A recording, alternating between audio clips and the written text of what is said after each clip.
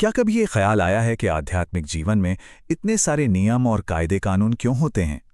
आज हम वैष्णव शिष्टाचार की नियमावली के जरिए इसी सवाल की तह तक जाएंगे और भक्ति से भरे जीवन के पूरे ढांचे को समझने की कोशिश करेंगे। तो सवाल यही है कि आखिर इतने नियम क्यों? इसी को समझने के लिए हम देखने वाले हैं वैष्णव शिष्टाचार नियमावली को।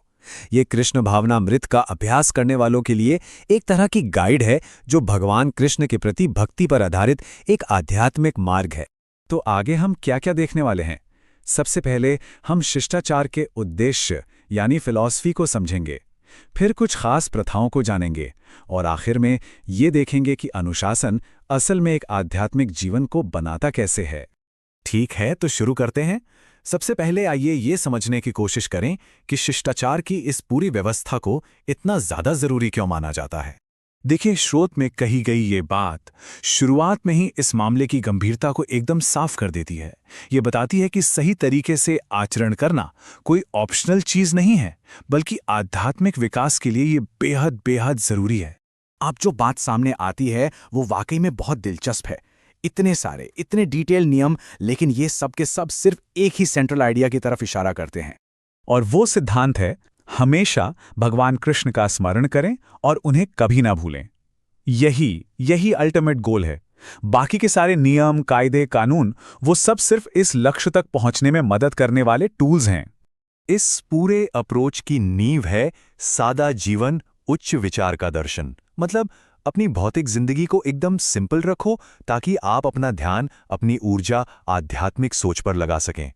और ये स्लाइड, वाह, ये कितनी खूबसूरती से उस बैलेंस को दिखाती है जिसका एक भक्त लक्ष्य रखता है। अंदर से तो गुलाब की पंखुड़ी जितने कोमल, लेकिन बाहर से अपने सिद्धांतों पर वज्र जितने मजबूत। अच्छा, तो ये तो हुई फिलॉसफी की बात। अब देखते हैं कि ये असल में प्रैक्टिस में कैसा दिखता है और इसकी शुरुआत कहाँ से होगी। जाहिर है, सबसे पवित्र जगह से, यानी मंदिर से।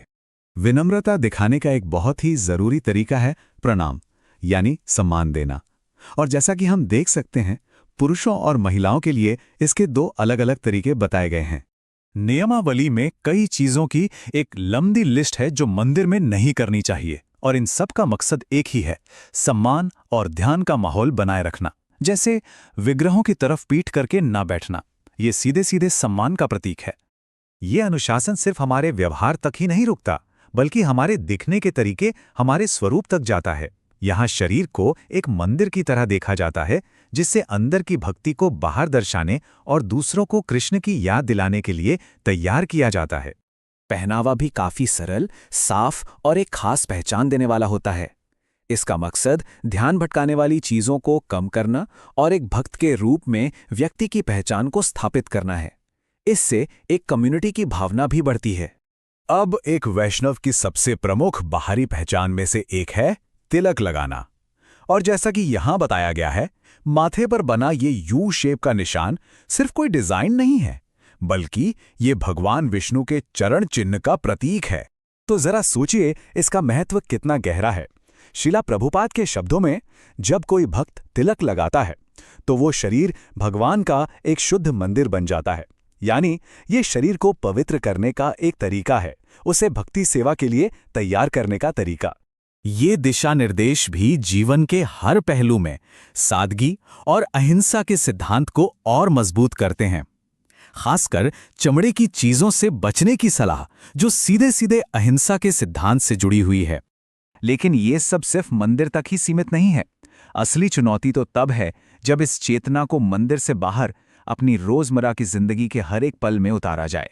यहाँ शारीरिक और रस्मी दोनों तरह की स्वच्छता पर बहुत ज्यादा जोर दिया गया है, क्योंकि इसे मानसिक और आध्यात्मिक शुद्धि की नींव माना जाता है। खासतौर पर ब्रह्म मुहूर्त में उठना, जिसे ध्यान और आध्यात्मिक अभ्यास के लिए सबसे अच्छा समय माना जाता है। ये नियम हमारे सामाजिक व्यवहार को एक दिशा देते हैं, जो हमें विनम्रता और सम्मान सिखाते हैं।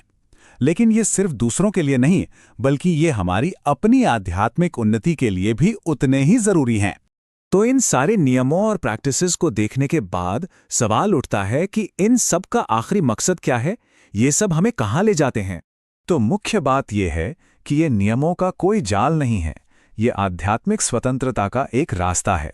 ये एक ऐसी टेक्निक है जो रोजमर्रा के साधारण कामों को भी एक आध्यात्मिक अभ्यास में बदल देती है।